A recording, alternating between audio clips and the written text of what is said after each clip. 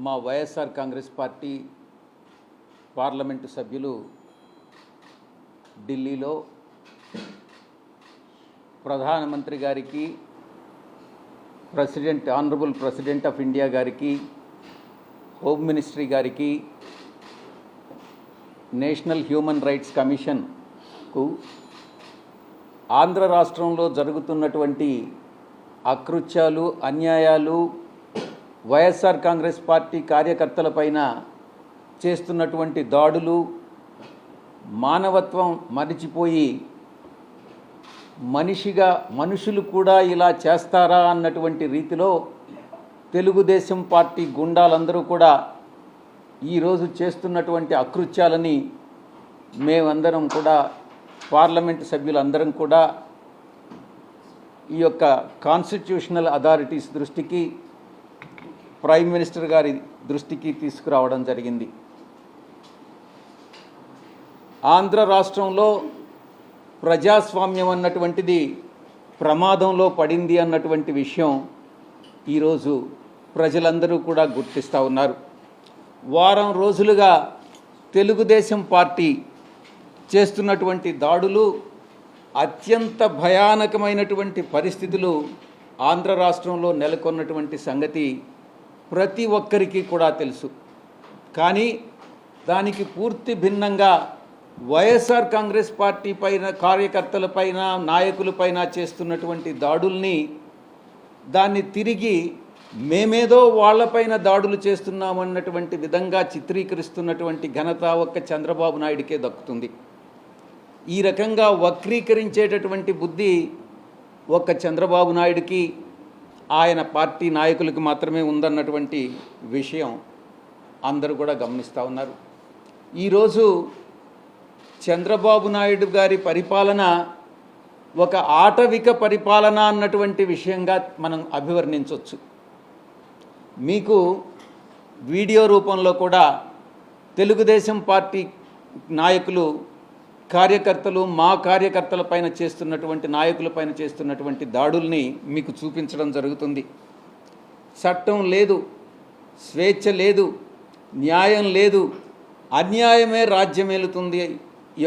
ఈ ప్రమాణ స్వీకారానికి ముందే ఈ రకమైనటువంటి ప్రామాణికాలు సృష్టిస్తున్నారు అనంటే దీని మీరు అర్థం చేసుకోవచ్చు చంద్రబాబు నాయుడు పరిపాలన రాబోయేటటువంటి 5 సంవత్సరాల కాలంలో ఎలా ఉంటుంది అన్నటువంటిది.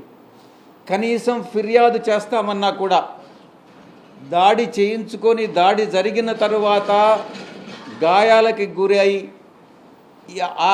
తరువాత కూడా ఫిర్యాదు చేస్తామనంటే అధికారులు భయపడుతున్నటువంటి పరిస్థితి ఫిర్యాదు తీసుకునేదానికి. ఇది చంద్రబాబు నాయుడు పరిపాలన. ఈరోజు రాష్ట్రాన్ని అత్యంత భయానకమైనటువంటి వాతావరణంలో ఈరోజు చంద్రబాబు నాయుడు ప్రమాణ స్వీకారానికి ముందే నెట్టడం జరిగింది. ఇక ఆంధ్ర రాష్ట్రం ఏర్పడిన తరువాత రాష్ట్రం మొట్టమొదటిగా మద్రాసు రాష్ట్రం నుంచి విడిపోయి ఆంధ్ర రాష్ట్రం ఏర్పడిన తర్వాత ఎన్నో ఎన్నికలు జరిగాయి, ఎన్నో ప్రభుత్వాలు వచ్చాయి, ఎన్నో ప్రభుత్వాలు వెళ్ళాయి. కానీ ఈ విధంగా ఎన్నడూ లేని విధంగా ఎన్నికల తర్వాత హింస చెలరేగడం అన్నటువంటిది ఈ యొక్క చంద్రబాబు నాయుడే నాంది పలికాడు అన్నటువంటి విషయాన్ని నేను మీకు తెలియజేస్తా ఉన్నా. ఎన్నికల కోడ్ వచ్చిన తర్వాత వైఎస్ఆర్ కాంగ్రెస్ పార్టీయే లక్ష్యంగా, పార్టీ శ్రేణులే లక్ష్యంగా కొనసాగినటువంటి దాడులు ఎన్నికల ఫలితాల తర్వాత కూడా కొనసాగాయన్నటువంటి విషయం మీ అందరికీ కూడా తెలుసు.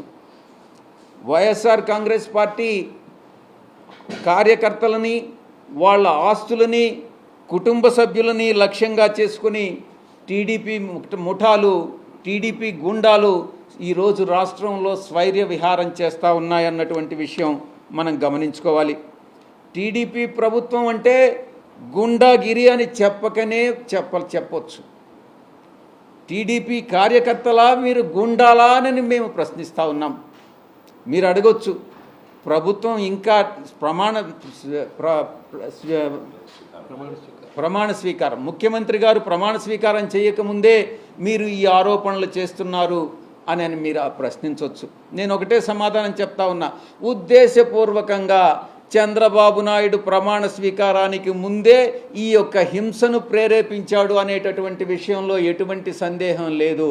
ప్రమాణ స్వీకారం చేసిన తరువాత ప్రభుత్వం బాధ్యత వహించాల్సి వస్తుందనని ప్రమాణ స్వీకారానికి ముందే వైఎస్ఆర్ కాంగ్రెస్ పార్టీ కార్యకర్తల మీద దాడులు జరపండి అనని ఆయనే స్వయంగా ఆదేశాలు ఇచ్చాడు అన్నటువంటి విషయం అంతర్గతంగా తెలుగుదేశం పార్టీ నాయకులు చర్చించుకుంటున్నటువంటి విషయం మీ దృష్టికి వచ్చే ఉంటుంది.